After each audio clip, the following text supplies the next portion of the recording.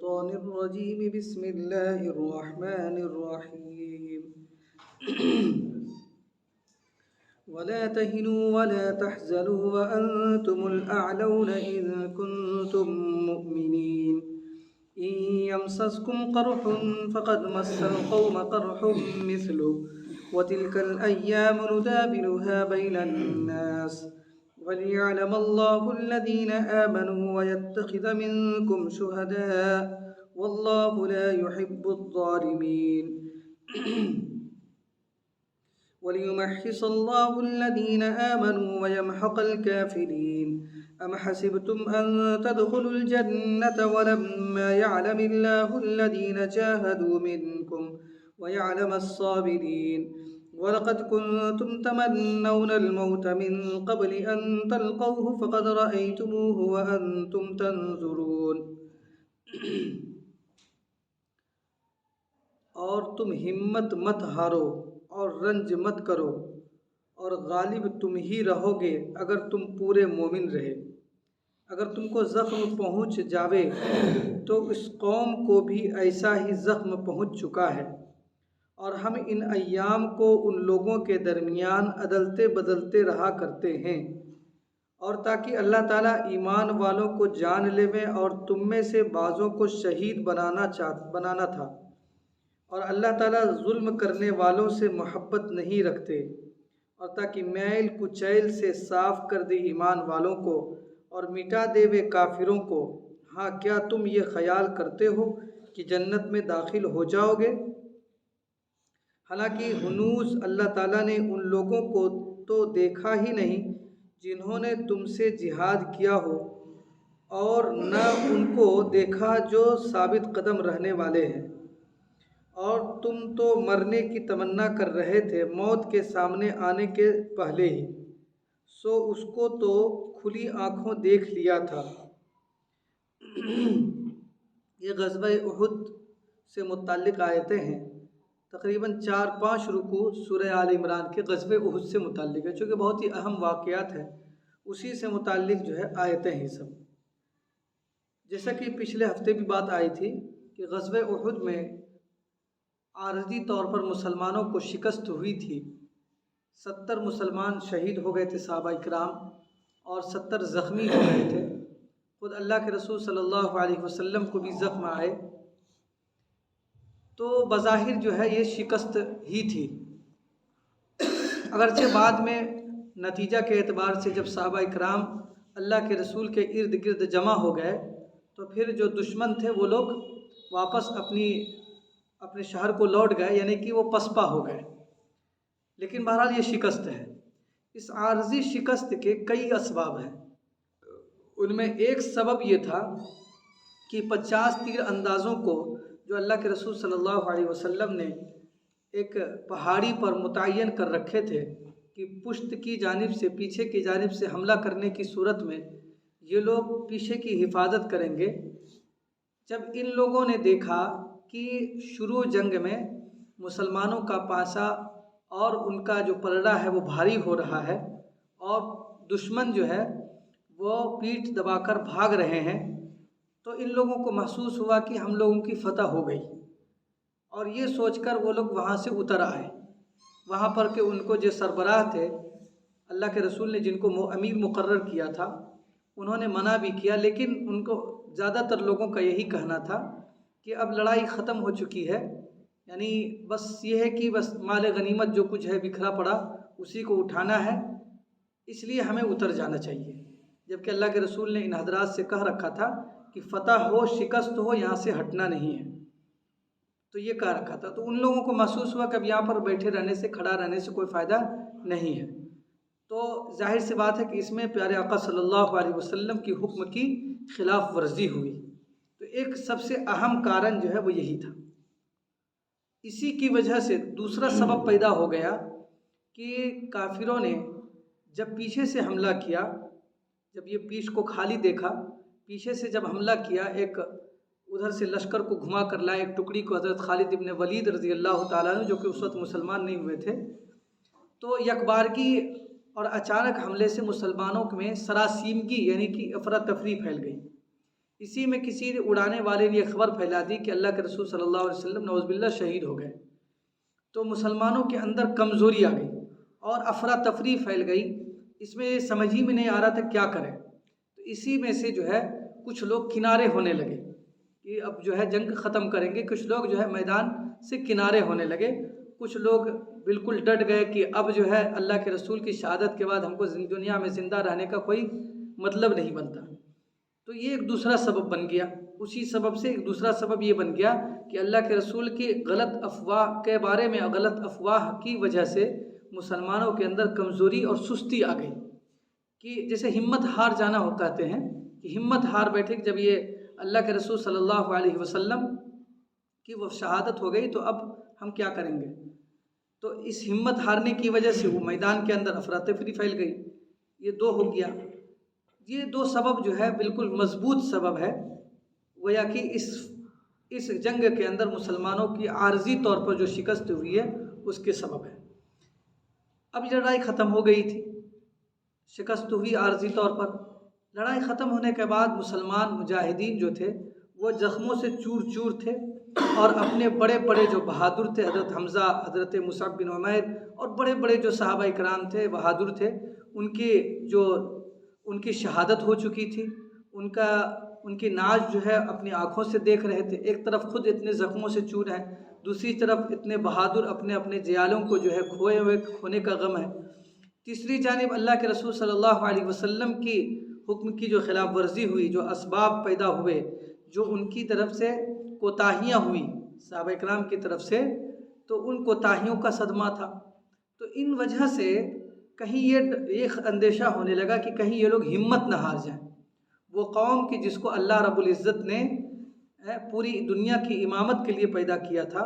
और बाद में चलकर उनसे बहुत बड़ा काम लेना था, वो लोग अभी अगर हिम्मत हार जाएंगे तो फिर ये कोई काम नहीं कर सकेंगे। इसी हिम्मत बनाने के लिए अल्लाह रब्बुल इज़्ज़त ने अगली आयत में कुछ हिदायतें दी हैं। अल्लाह ताला फरमाते हैं वला तहिनु वला तहज़नु, और तुम हिम्मत मत हारो, यानी कमज़ोर मत हो। ये जो कुछ हो गया इसको लेकर अपने आप को जो है सुस्त मत बना लो। अपने आप को ये मत करो कि हमसे कुछ नहीं हो सकता, बल्कि और न रंज करो, यानी जो कुछ हो गया उस पर गमगीन भी मत हो। व अंतुमुल आलौना इन कुंतुम मुमिनीन, और बिल आखिर नतीजा के एतबार से, रिज़ल्ट के एतबार से बिल आखिर जो है तुम ही गालिब होगे अगर तुम ईमान वाले हो, यानी ईमान और यकीन के साथ ज़िंदगी गुजारो, अल्लाह के और उसके रसूल के अहकाम की पैरवी और पाबंदी करो। ये बहुत बेहतरीन उसूल है। इस आयत के आने के बाद जाहिर सी बात है कि सहाबा इकराम में नई रूह पैदा हो गई और जो शिकस्त का एक गम था और एक तरह से जो है एक तरह से कमज़ोरी का एहसास हो रहा था, इस आयत ने उनके अंदर क़ुव्वत बख्शी और ये रहती दुनिया के मुसलमानों के लिए एक उसूल दे दिया कि जब कभी मुकाबले में शिकस्त हो, किसी भी तरह के मुकाबले में, सियासत के मैदान में, जंग के मैदान में, तालीमी मैदान में, किसी भी चीज़ में आपको ज़िंदगी के अंदर शिकस्त हो, तो उस शिकस्त का गम खाकर ज़िंदगी घुट घुट कर जीना ये सही नहीं है, बल्कि जो हो गया सो हो गया और उसके असबाब और कारण को तलाश करके फिर नई ज़िंदगी, नई शुरुआत करनी चाहिए। और अगर हक़ व बातिल का मार्का है, उसमें अगर शिकस्त हुई है तो भी उसके असबाब को सामने रखकर आगे की कार्रवाई करनी चाहिए, न ये कि पिछले जो हो चुका उसी पर गम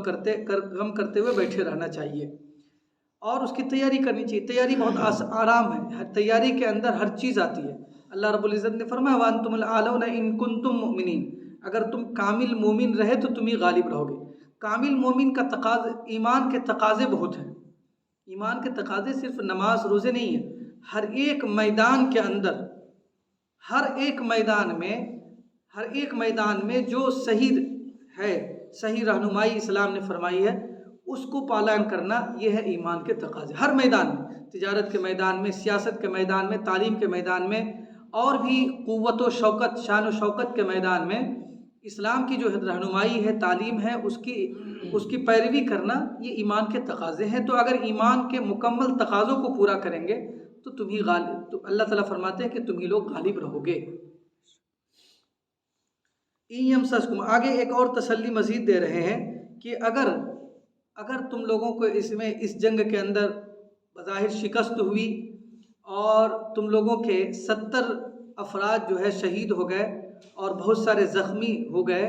खुद अल्लाह के रसूल सल्लल्लाहु अलैहि वसल्लम को भी ज़ख्म आए, तो इससे बहुत ज़्यादा गरम और मलाल मत कीजिए। अल्लाह ताला फरमाते हैं कि इससे पहले जो ग़ज़वे बद्र हुआ, उस क़स्बे के अंदर तो ठीक उन्हीं लोगों को, जिन लोगों ने तुमको ज़ख्म दिया है, उनका भी नुकसान हो चुका है, उनके भी 70 लोग शहीद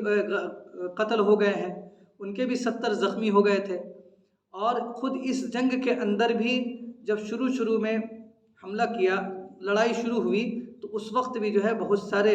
जो दुश्मन का लश्कर है, उसमें से बहुत सारे लोग कत्ल कर दिए गए थे।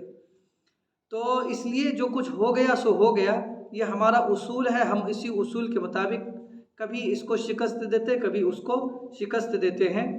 वतिलकल अय्याम नुदाविलुहा बैनन्नास, इन ज़मानों को हम अदलते बदलते रहते हैं। इसलिए इसका ज़हन में रहकर ये रखना कि अब हमारी शिकस्त की बारी है और हम कभी फतहयाब नहीं होंगे, ये मत सोचिए। जो कुछ असबाब शिकस्त के हैं, हार के जो असबाब हैं, उसको तलाश करके उन असबाब को ख़त्म करने की कोशिश करनी चाहिए। अगर तुमको ज़ख्म पहुंच जाए तो उस कौम को भी ऐसा ही ज़ख्म पहुंच चुका है, यानी इस ग़ज़वे उहुद में तुमको पहुंचा तो इससे पहले ग़ज़वे बद्र में उन लोगों को पहुंचा, दूसरे लोगों को पहुंचा। और हम इन अय्याम को उन लोगों के दरमियान अदलते बदलते रहते हैं, और ताकि अल्लाह ताला ईमान वालों को जान ले। ये दरअसल तरबियत है। ये क्या है? तरबियत है। आगे और भी मज़ीद आयतें आएंगी कि इस तरह के हालात भी पेश आने हैं, कभी शिकस्त होगी, कभी फतह होगी। तो इन हालात में साबित कदम रहना है, इन हालात में घबराना नहीं है, और ये नहीं कि हिम्मत हार कर बैठ जाए, अपने ईमान के से ही हाथ धो बैठे। ये क़यामत तक चूँकि मुसलमानों के लिए इसमें रहनुमाई अल्लाह रब्बुल इज़्ज़त को नाजिल करनी थी और सहाबा इकराम को उसका नमूना बनाना था। इसलिए अल्लाह रब्बुल इज़्ज़त फरमाते कि एक मेरी हिकमत ये भी थी ताकि हम जो सहाबा इकराम की जमात है, जिनको कि क़यामत तक के मुसलमानों के लिए नमूना बनाया गया था, उनको बिल्कुल खूब छांट छमट लें और उनको खूब जो है तरबियत दे दें, और ताकि अल्लाह ताला ईमान वालों को जान लेवें। और तुम में से बाज़ों को शहीद बनाना था, और अल्लाह ताला जुल्म करने वालों से मोहब्बत नहीं रखते। ये सब आजमाइश थी कि कौन जो है साबित कदम रहता है, कौन साबित कदम नहीं रहता। आगे अल्लाह रब्बुल इज़्ज़त फरमाते हैं वमा मुहम्मदुन इल्ला रसूल। ये भी आयत उसी से मुताल्लिक़ है। दरअसल जब काफिरों ने और दुश्मनों ने ये खबर फैला दी कि अल्लाह के रसूल सल्लल्लाहु अलैहि वसल्लम शहीद कर दिए गए, तो इसमें मुसलमानों की जानिब से बताया था कि एक अफरा तफरी फैल गई, यानी उनको समझ ही नहीं आ रहा था क्या करें, और ऊपर से इतना ज़बरदस्त हमला हुआ दुश्मनों का, तो इसमें जो है अफरा तफरी फैल गई। कुछ लोग जो है पीठ दबाकर भागने लगे, समझ रहे हैं। तो ये दरअसल ये ईमान से फिरने की वजह से नहीं था, बल्कि वो अफरा तफरी की वजह से था। कोई किसी का साथ है ही नहीं, हर शख्स जो है अपने में है, कौन किधर घुसा हुआ है किसी का कुछ पता नहीं चल पा रहा है, कौन अपने है कौन गैर है। जब गुत्थम गुत्थी ज़्यादा हो जाता है तब ये होता है। तो इसमें समझ नहीं आ रहा था, तो कुछ लोगों से ये लफ्ज़िश हुई कि वो पीठ दबाकर भागने लगे। तो उसी पर अल्लाह ताला ने ये सख्त गिरफ्त की है। अल्लाह ताला फरमाते, और ये जो है अफरा तफरी थी, ये जो हुआ था ये अफरा तफरी की वजह से थी। और ये वो जो उसूल अल्लाह रब्बुल इज़्ज़त आगे बयान फरमा रहे हैं, वो दरअसल एक ख़ास मसले से के जानिब जो है इशारा कर रहे हैं। कोई मसला ये है कि जैसे कि यहूदियों और ईसाइयों ने, नसारा ने जो है हज़रत ईसा अलैहिस्सलाम को माबूद बना लिया। हालांकि वो नबी थे, उनकी भी परस्तिश करते हैं वो लोग, 3 को मानते हैं, उनमें हज़रत ईसा अलैहिस्सलाम भी है।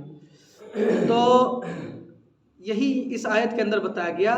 कि अल्लाह के रसूल सल्लल्लाहु अलैहि वसल्लम को ये लोग माबूद न बनाए। हज़रत मोहम्मद सल्लल्लाहु अलैहि वसल्लम एक रसूल हैं और सिर्फ़ रसूल हैं, वो माबूद नहीं हैं। वमा मुहम्मदुन इल्ला रसूल, और मोहम्मद सल्लल्लाहु अलैहि वसल्लम सिर्फ रसूल ही तो हैं, आपसे पहले और भी बहुत सारे रसूल गुज़र चुके हैं। इसलिए जब वो गुज़र चुके हैं तो इनको भी गुज़रना है, जब उन पर मौत आई है तो इन पर भी मौत आनी है। तो ये दरअसल यही तंबीह करना है کہ یہ رسول ہی ہیں، ان کی عبادت تو نہیں ہونی ہے،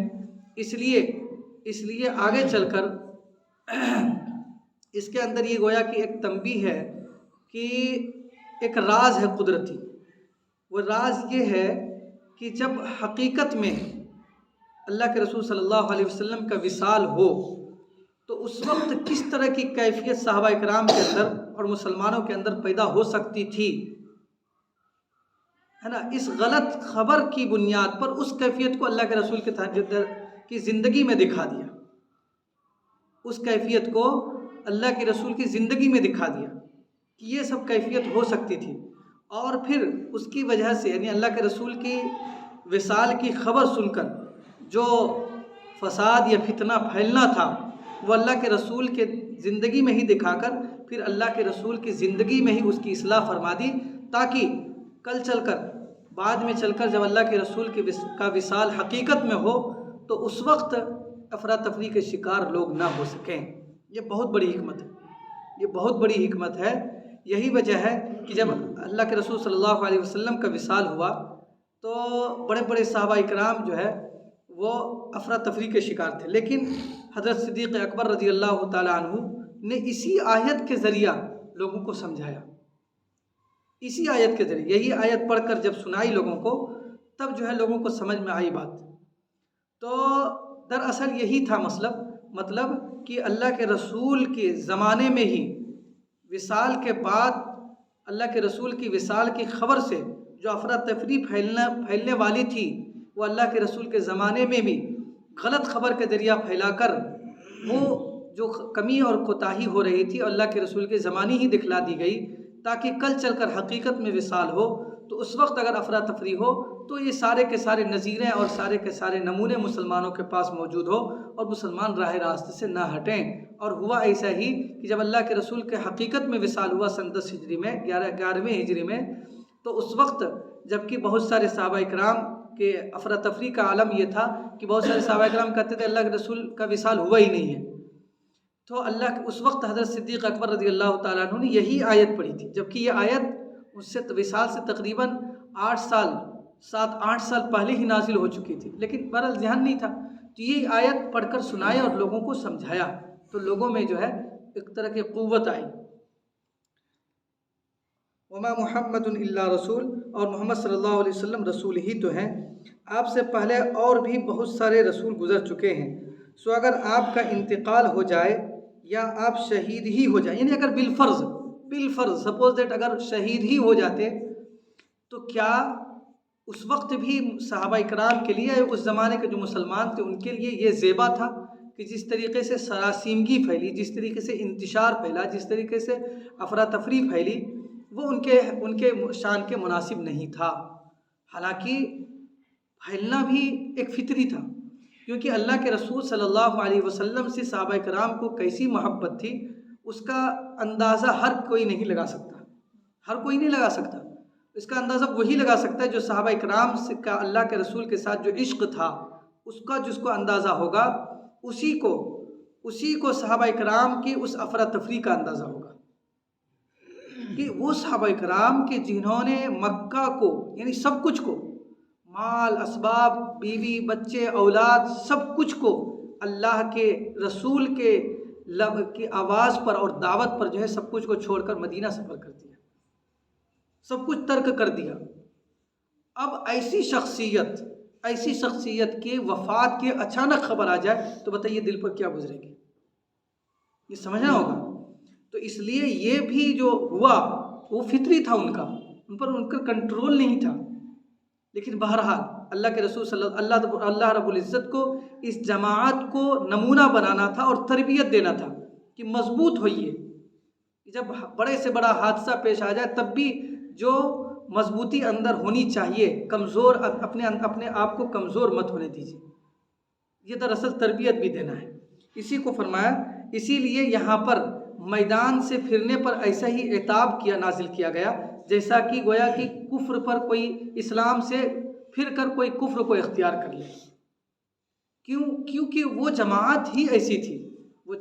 ایسی تھی جن کو نمونہ بنانا تھا. اور کہتے ہیں کہ بڑے لوگوں کی چھوٹی غلطی بھی بڑی مانی جاتی ہے. بڑے لوگوں یہ آج کے سماج میں بھی ہوتا ہے، ایک عام آدمی کچھ غلط حرکت کرتا ہی رہتا ہے، لیکن کوئی اگر بڑا نیتا کر لے، کوئی بڑا جو ہے علمی لحاظ سے تعلیمی میدان میں کوئی بڑا ہو وہ کر لے، کوئی سلطنت کا سربراہ وہ کام کر لے، تو وہ بہت بڑی غلطی مانی جاتی ہے۔ مثال کے طور پر کھلے عام لوگ شراب پیتے ہیں، لیکن اگر یہاں کا پی ایم، یہاں کا سی ایم جو ہے کھلے عام پینے لگے تو کتنا بڑا وبال ہو جائے گا۔ تو کہنا یہی ہے کہ چھوٹے لوگوں کی بڑے لوگوں کی چھوٹی غلطی بھی بڑی مانی جاتی ہے، تو ہے اصل میں کچھ نہیں، افراتفری جو ان کے اندر محبت تھی صحابہ کرام میں کے اندر اللہ کے رسول صلی اللہ علیہ وسلم سے جو عشق تھا، اسی عشق کی بنیاد پر اس غلط خبر یا اللہ کے رسول کی وصال کی خبر پر افراتفری پھیلی تھی، اس لیے ایک طرح سے تو مجبور تھے، لیکن پھر بھی اللہ کے رسول اللہ رب العزت کی جانب سے ایک کتاب آیا اور تنبیہ آئی کہ خبردار اگر ایسا کبھی ہوتا ہے اور ہونا ہے، اللہ کے رسول کا وصال ہونا ہے، تو اس وقت جو ہے ایسی سراسیمگی اپنے اندر نہیں پھیلنے دینا ہے، اپنے آپ کو مضبوط کرنا ہے۔ اور ایسا ہی کیا صحابہ کرام نے، جب اللہ کے رسول کا حقیقت میں وصال ہوا تو اس وقت جو دور دراز کے لوگ تھے، بہت سارے فتنوں نے حملہ کیا، صحابہ کرام نہ صرف یہ کہ خود جمے رہے بلکہ ان فتنوں کا مقابلہ کیا اور سب کو سیدھے راستے پر لایا۔ پھر اللہ رب العزت نے اس کے بعد فتوحات کے دروازے کھولے۔ اللہ تعالیٰ فرماتے ہیں اور محمد صلی اللہ علیہ وسلم صرف رسول ہی تو ہے، آپ سے پہلے اور بھی بہت سے رسول گزر چکے ہیں، سو اگر آپ کا انتقال ہو جاوے یا آپ شہید ہی ہو جاوے تو کیا تم لوگ الٹے پھر جاؤ گے؟ اور جو شخص الٹا پھر بھی جائے گا تو خدا تعالیٰ کا کوئی نقصان نہیں کرے گا، اور اللہ تعالیٰ جلد ہی عوض دے گا حق شناس لوگوں کو۔ اور کسی شخص کو موت آنا ممکن نہیں بغیر حکم خداوندی کے، اس طور سے کہ اس کی میعاد متعین لکھی ہوئی رہتی ہے، یعنی وہی کہ اس کے اندر جو لوگ کچھ لوگ پھر گئے تھے نا میدان سے، تو انہی لوگوں کو تنبیہ ہے کہ کبھی آئندہ کے لیے یاد رکھنا کہ میدان جنگ سے پھرنا نہیں ہے، کیونکہ موت تو آنی ہے، اور اگر موت لکھی ہوگی تبھی آئے گی، نہیں لکھی ہوگی تو نہیں آئے گی، اور اگر لکھی ہے تو کبھی بھی آ سکتی ہے، کبھی بھی آ سکتی ہے۔ پتہ چلا کہ میدان سے تو بھاگ گئے، میدان سے بھاگتے ہی جو ہے کوئی جانور نے حملہ کر دیا، پھوکٹ میں موت ہو گئی۔ ایک آدمی جو ہے چھت پر سے گرا، کسی نے لکھا ہے چھت پر سے گرا 4-5 منزلہ سے، وہ ٹھیک ٹھاک تھا، کچھ نہیں ہوا، اٹھ کے کھڑا ہو گیا، لیکن وہی جو ہے جا رہا تھا، ہلکا سا ٹکر لگا، موت ہو گئی۔ تو موت تو لکھی ہوئی ہے، اس لیے میدان جنگ سے کبھی مقابلہ ہو اور حق کی بنیاد پر حق کی جانب تم ہو تو کبھی بھی موت کے ڈر سے کبھی بھی منہ نہیں موڑنا ہے، ہاں، کیونکہ موت ایک لکھی ہوئی، اگر ہوگی تو ہونی ہوگی تو ہو جائے گی، نہیں ہوگی تو نہیں ہوگی۔ بس ضرورت اس بات کی ہے کہ حق پر ہو، تم حق پر ہونا یہ شرط ہے، اور اس وقت شریعت کا تمہاری قربانی مطالبہ کرتی ہو شریعت کہ ہاں اس چیز پر تمہاری جان بھی اگر چلی جائے تو شریعت کہتی ہے کہ شاباش، تو اب ایسی صورت میں ہمیں پیچھے نہیں ہٹنی چاہیے۔ اور جو شخص دنیاوی نتیجہ چاہتا ہے تو ہم اس کو دنیا کا کچھ حصہ دے دیتے ہیں۔ دراصل یہ اشارہ ہے کہ کچھ چونکہ بظاہر جو ایسا تھا کہ جو تیر انداز پہاڑ پر تعینات کیے گئے تھے وہ لوگ سامان سمیٹنے لگے نیچے اتر کے کہ بھائی لڑائی ختم ہونے والی، بس ہلکا پھلکا ہو رہی ہے، تو بظاہر ایسا لگ رہا ہے ظاہری طور پر کہ یہ دنیاوی ساز و سامان سمیٹ رہے ہیں، مال غنیمت اکٹھا کر رہے ہیں، لیکن حقیقت میں دیکھا جائے تو وہ ان کی لالچ کی بنیاد پر نہیں تھا، کیونکہ صحابہ کرام سب کچھ چھوڑ چکے ہیں، وہ ان کو لالچ کون سی چیز کی ہو سکتی ہے، وہ تو مال و اسباب سب چھوڑ چکے ہیں، اپنی جان دینے کے لیے آئے ہوئے، ان کو جو ہے کس چیز کی لالچ ہو سکتی ہے نا۔ اور ایسا بھی نہیں ہے کہ اگر وہ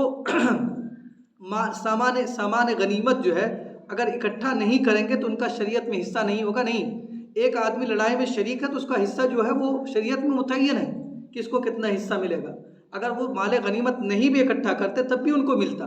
دراصل یہ ایک طرح کا سمجھ لیجیے یہ تھا کہ لڑائی ختم ہو گئی، بلا وجہ ہم یہاں بیٹھ کے کیا کریں گے، بس اتنی ہی بات تھی۔ ہوتا ہے نا کہ بھائی دل مچل جاتا ہے کہ ہم اب ختم ہو گیا تو ہم بھی تھوڑا سا کچھ ہاتھ بٹا دیں، یہ ہوتا ہے، تو خوشی کے مارے آدمی پل جاتا ہے، دوڑ جاتا ہے، بس یہی کیفیت ہے، باقی اور وہ دنیاوی مال و متاع کی محبت یہ سب کچھ نہیں تھا، کیونکہ کوئی فائدہ ہی نہیں ہے نا۔ مال ایسا ہوتا ہے کہ مال غنیمت اکٹھا کر رہے ہیں تو ہم کو ملے گا، جو ہم نے اٹھا لیا وہ ہم کو ملے گا، ایسا کوئی شریعت کا اصول نہیں ہے۔ شریعت کا اصول یہی ہے کہ لاسٹ میں سارا مال جو غنیمت کا ہوتا ہے وہ اکٹھا ہوتا ہے، اور پھر جو امام المسلمین ہوتا ہے حکومت کا سربراہ ہوتا ہے یا فوج کا جنرل ہوتا ہے وہ تقسیم کرتا ہے. یہ مال غنیمت کا اصول ہے، اس میں کسی کے حصے میں کچھ بھی جا سکتا ہے. اس لیے یہ نہیں کہہ سکتے ہیں کہ جو صحابہ اکرام وہاں سے پہاڑی پر سے اتر کر آ کر سامان مال غنیمت اکٹھا کرنے لگے تو ان کا مقصد جو ہے دنیاوی مال و متاع یا دنیاوی حرص ایسا نہیں تھا، بلکہ بس یہی تھا کہ بس سب ہو گیا تو ہم بلا وجہ یہاں پر رہ کر کیا کریں، بس اتنا ہی مقصد تھا اور کچھ نہیں تھا. لیکن پھر بھی غلطی ہوئی ہے. تو وہی بات کہی ہم نے کہ بڑے لوگوں کی چھوٹی غلطی بھی بڑی ہوتی ہے، تو ان کو اللہ رب العزت کا نمونہ بنانا تھا، تربیت دینی تھی، اس لیے بتا دی کہ آئندہ ایسا نہیں کرنا آپ لوگوں کو. اللہ تعالیٰ فرماتے ہیں اسی کی جانب اشارہ، اور جو شخص دنیاوی نتیجہ چاہتا ہے تو ہم اس کو دنیا کا حصہ دے دیتے ہیں، اور جو شخص اخروی نتیجہ چاہتا ہے تو ہم اس کو آخرت کا حصہ دیں گے، اور ہم بہت جلد عوض دیں گے حق شناسوں کو. اللہ رب العزت ہم سب کو پیارے آقا صلی اللہ علیہ وسلم کے احکام اور ان کے طریقوں کی پیروی کرنے کی توفیق عطا فرمائے.